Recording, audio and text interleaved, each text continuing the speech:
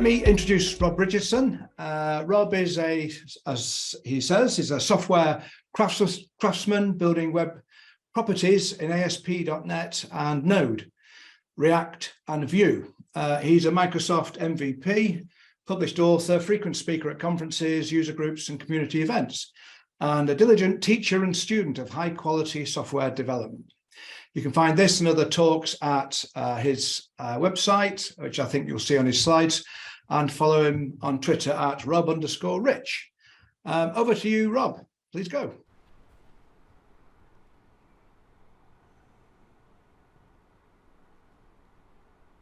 Hi, welcome to SIG It's Testing Diversity and AI Conference. I'm Rob Richardson, and today we're going to talk about mocking in front-end and back-end TypeScript tests.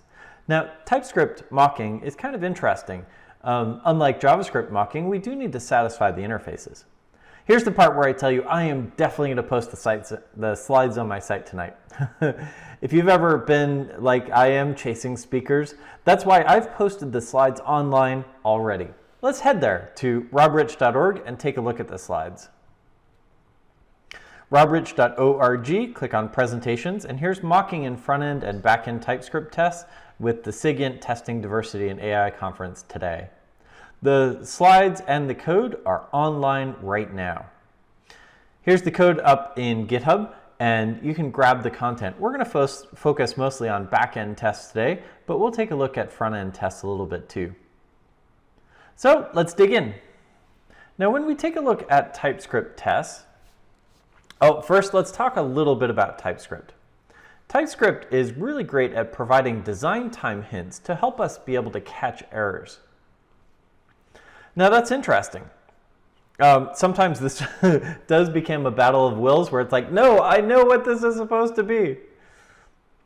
And that brings us to mocking. Now there is mocking, stubs, fakes, and we're just going to call them all mocks in this case, just to make that simple. But if you do want to argue with me, let's definitely find ourselves in the comments and dig into the difference between mocks, fakes, and stubs.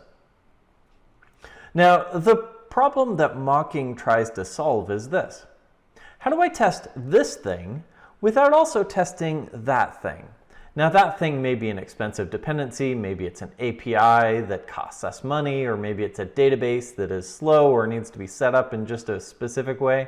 We want to be able to test this thing that depends on that thing without also testing that thing. So how might we do it? Well, here's a specific piece of code that depends on a data access layer. Now we import this data access layer from somewhere else, and then we call its function. Now we want to test that this MapReduce works as expected, and so the details from the data access is not really relevant. We want to be able to mock out the results from that so that we can focus in on the test that we care about. Now I guess we could split this into two different methods, one that had the dependency and one that didn't, and that's definitely an appropriate move to make. But how might we mock out this dependency that we've imported? Here's another way of looking at this problem.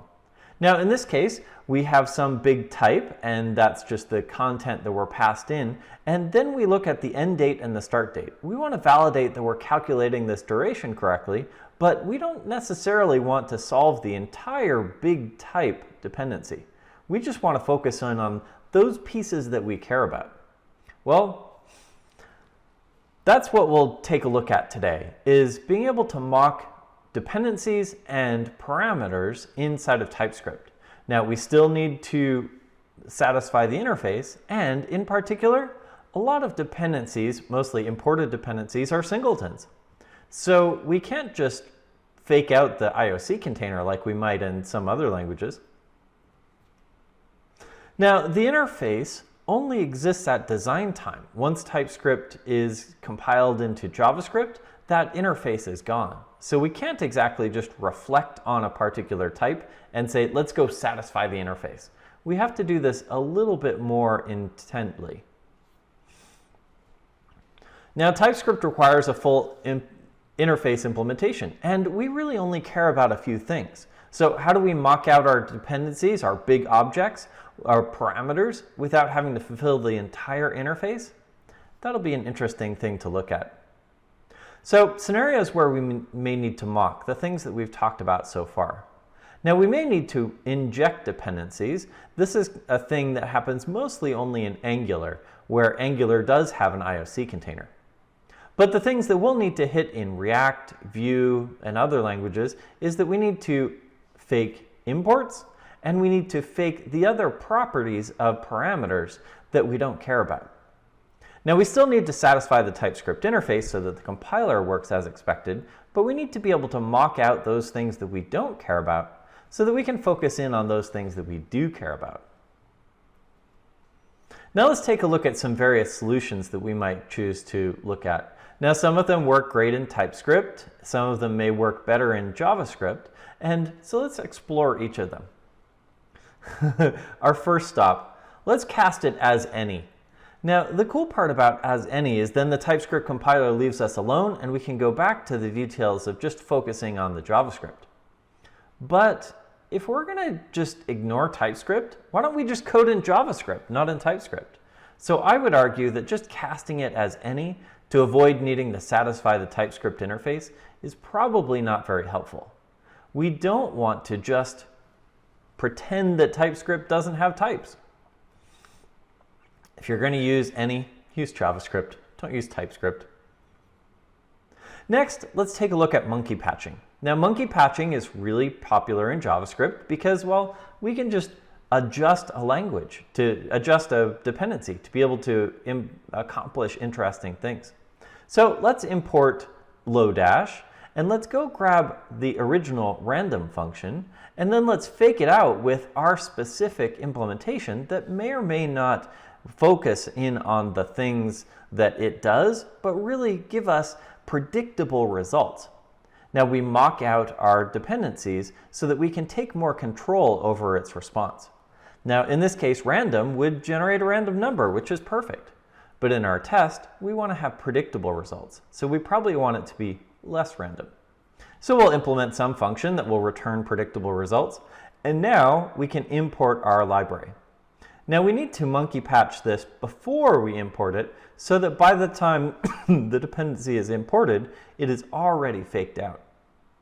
And then finally, we need to put our random function back so that subsequent tests may be able to accomplish this correctly.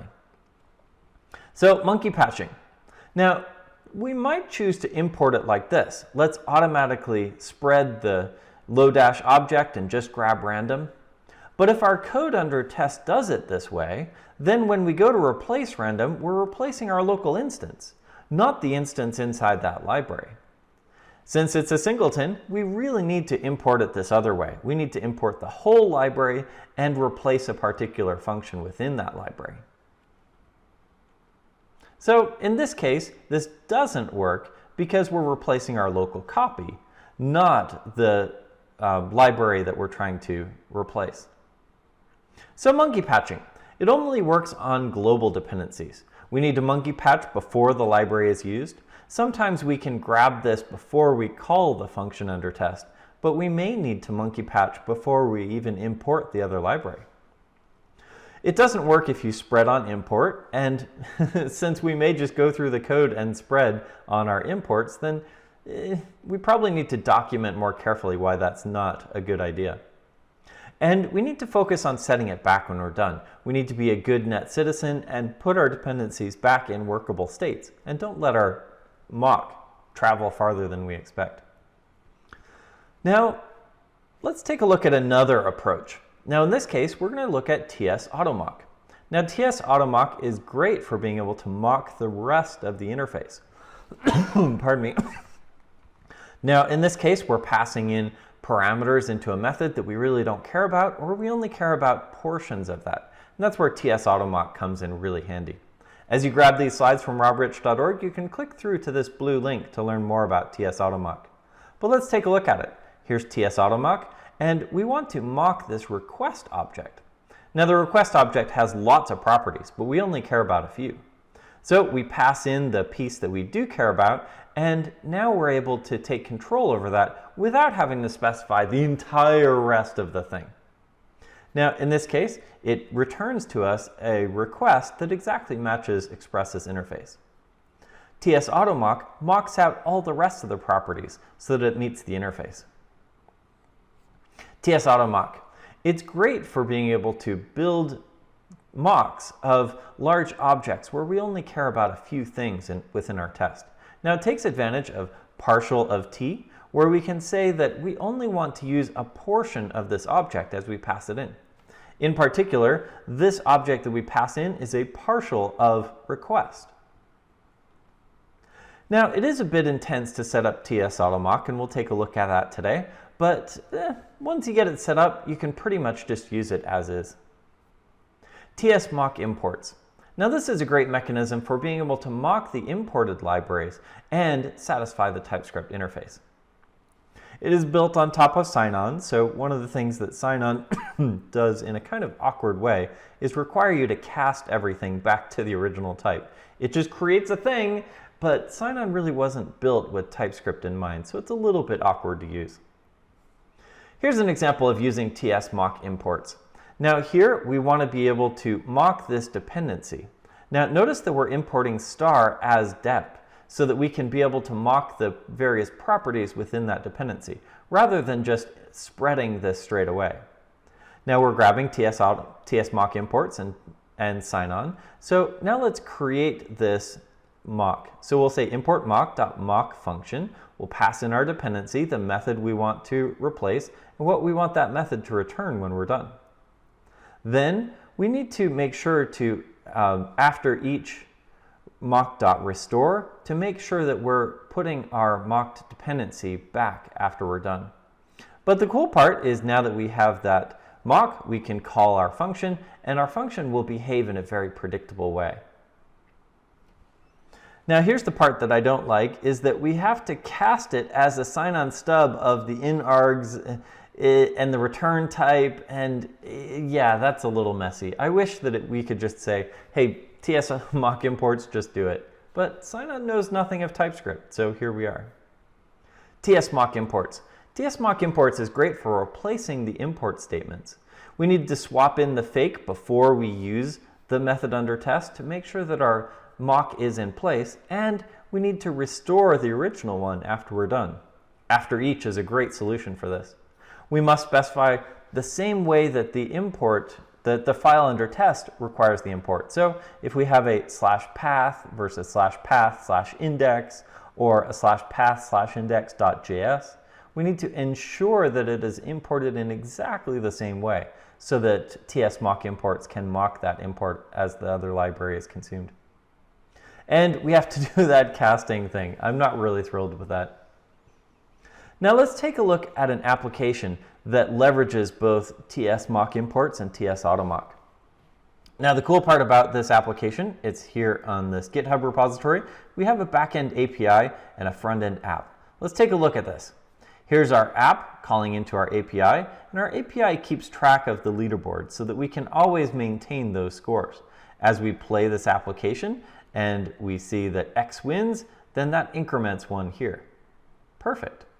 Now, this game is not overly complex from a business logic point of view, but it is complex enough that we can kind of pay attention to what's going on here. Now, let's take a look at the code. Well, we've got the front end here that is able to launch our application. And inside of our application, we have this game loop that keeps track of where's the game loop? There it is. The game loop that keeps track of what we're doing. Now this game loop is great.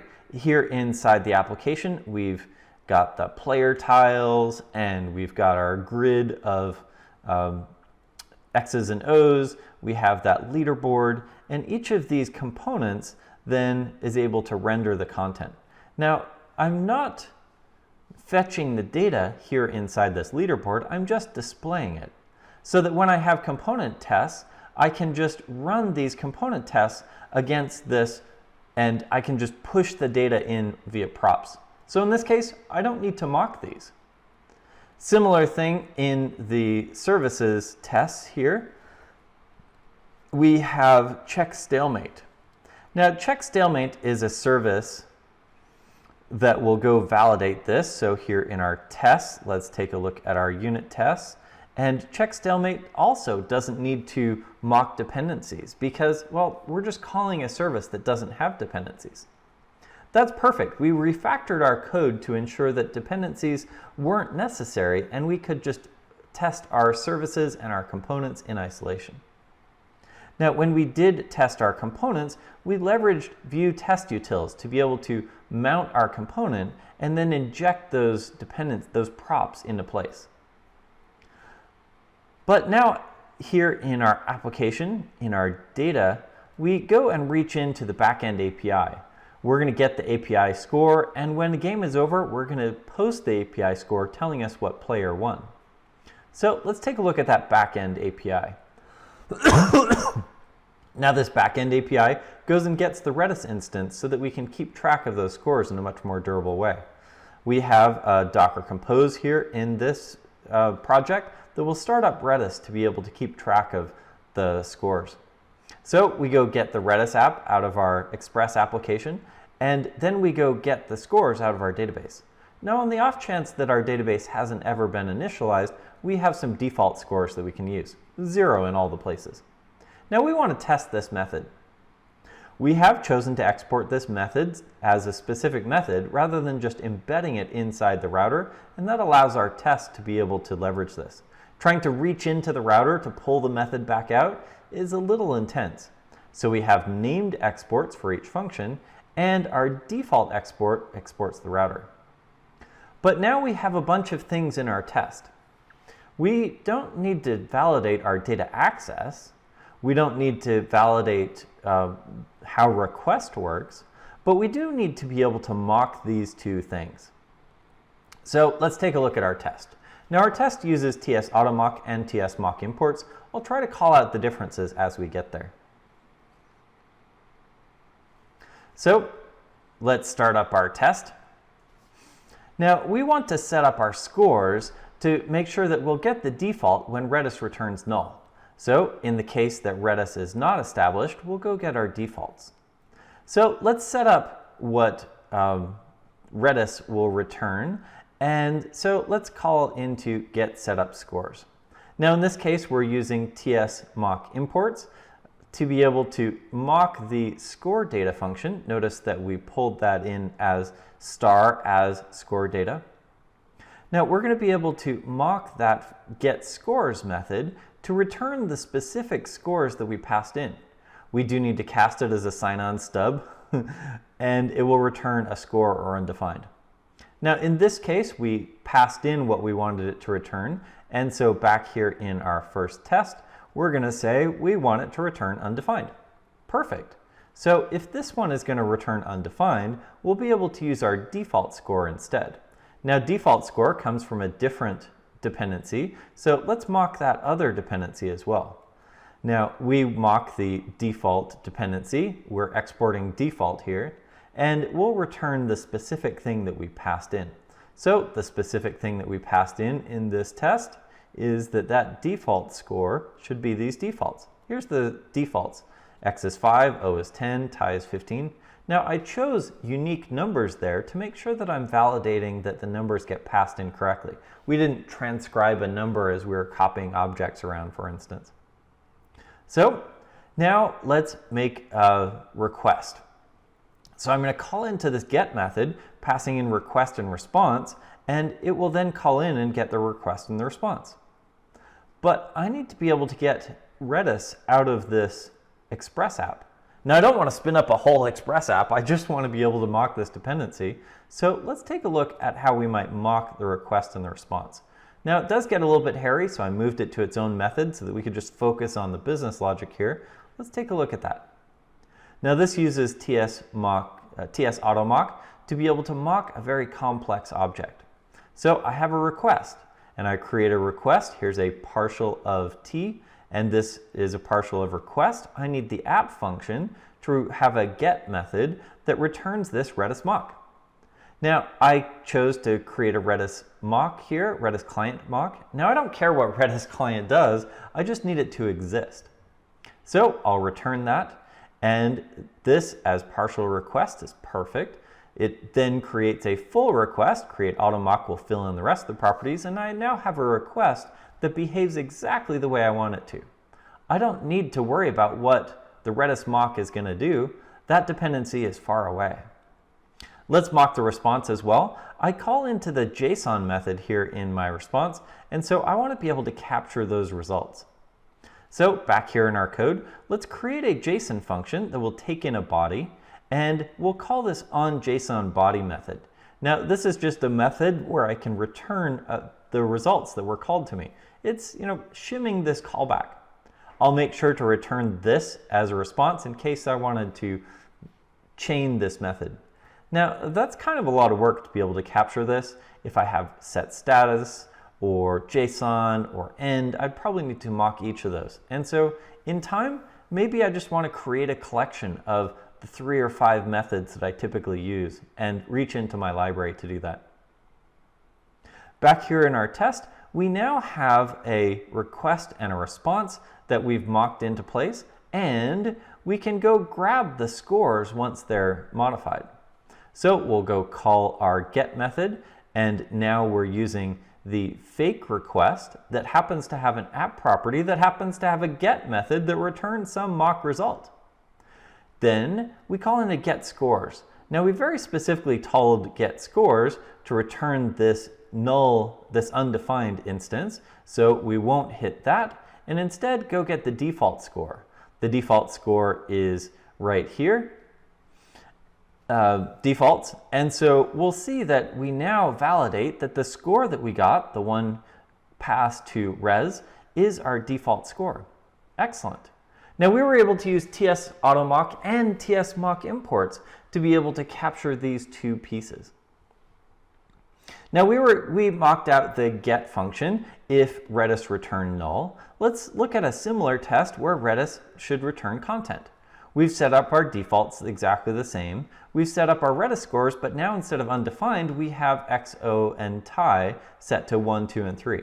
Now I very specifically set these two different than the defaults, just so I could validate that they were as expected.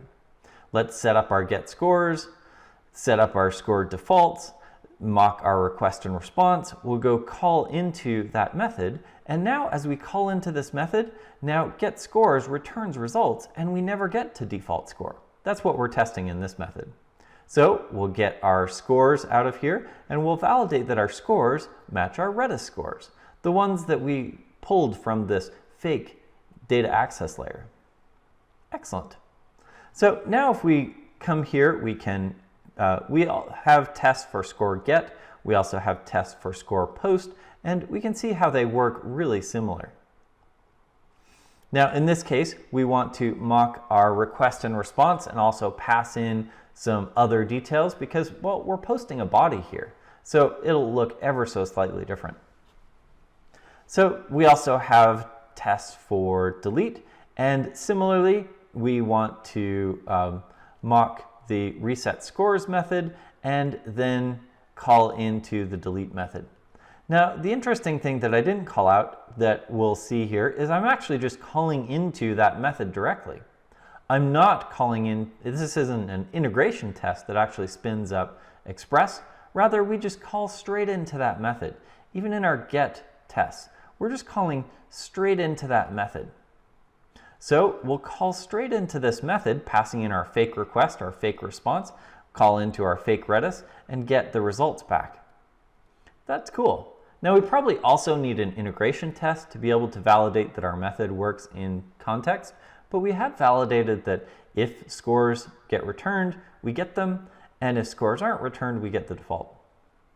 Should we refactor this method to separate these away from the dependencies? We could, but in this case, this method is pretty simple already, so it might make more sense to just mock the dependencies. So now that we've got our tests, let's run our integration tests here.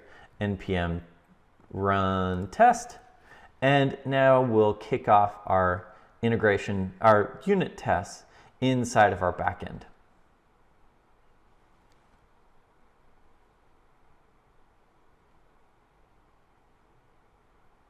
It looks like I'm using an out-of-date version of Jest, and that's totally fine. But we'll see that as we do this, our tests will still pass. So let's take a look at those 5 tests. Now the first little bit of running our tests is doing that TypeScript compile. We're using tsgest, so the TypeScript compile is baked into it. Oh, we failed. Well, it looks like I have some homework to do to go validate why that failed. I will definitely do that offline, but we did get 4 passing tests. That's excellent. Oh, I know what this is. There is no thing, and so I need to grab the return type. I've patched this before. So we can see that we've got some backend tests that are able to mock out the dependencies. Now here in package.json, we just ran jest, and that ran all of our unit tests. The integration test, here's an integration test, won't actually mock anything. We'll actually launch our application straight away. So we can say before all, we're going to call into app init that will actually launch our Express app straight away. And after all, we'll make sure to clean up our database connection so that our tests don't hang. Now the code for all of this is up on GitHub, so I would encourage you to grab this from GitHub and try out both the backend and the front end tests. Now on the front end, we have some interesting tests. I'll just cruise through them really quickly. We have unit tests. So we saw where we were mounting those components. We have unit tests here that just run content against our functions, but then we also have end-to-end tests that leverage Cypress.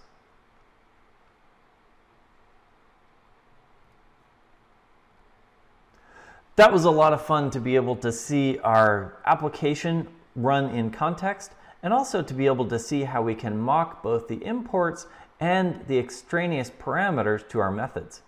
TS mock imports and TS automock are great libraries for doing this inside of TypeScript. We saw how monkey patching didn't get us through to the grade, and how any really defeats the purpose of testing. Here are those methods that we saw, TS automock and TS mock imports. We saw partial of t that is really helpful in being able to define just a portion of that, and TS automock is able to fill in all of the details. And jestfn creates a sign-on stub coming out of TS mock imports that is able to allow us to do some really interesting things.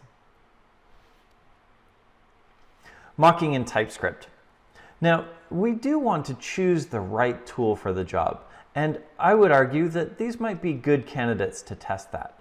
If we're trying to mock our imports or our dependencies within TypeScript, these become really helpful libraries.